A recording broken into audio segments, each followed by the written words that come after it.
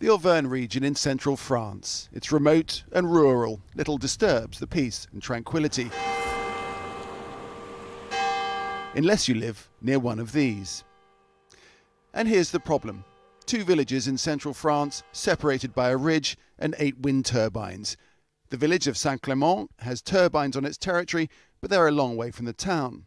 The neighbouring village of Lavoine has no turbines on its land, and a full frontal view of the spinning blades. Proceeds from the electricity go to Saint-Clément, but not to Lavoine.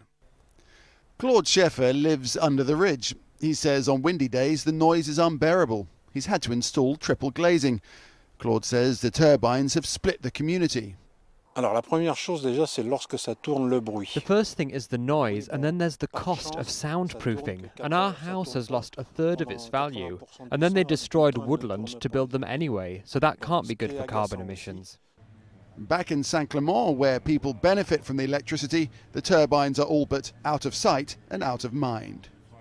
Moi, personnellement, ça me gêne pas. Personally, they don't bother me. Bon, je les vois à peine. We need something to give us energy, and for me, this is clean energy. De toute façon, il faut quelque chose pour produire de l'énergie. Small-scale wind farms are the norm in France, but legal actions are multiplying, aimed at blocking their construction or getting them dismantled. The turbine companies say the future is all about clean energy. En 2030, il est attendu. In 2030, France is committed to producing 40% renewable energy, and out of all of the renewables, wind power is the easiest and simplest way to help us get there. And as for the mayor of Lavoine, he says the only payback for his village is ruined countryside. Ce qui m'énerve surtout, c'est que what annoys me most is that they're only producing electricity 9% of the time. The impact on the landscape is terrible. You can see them 50 kilometres away. All that to not make electricity. This is likely to be just the beginning. Already there are proposals for another set of wind turbines just a few kilometres away.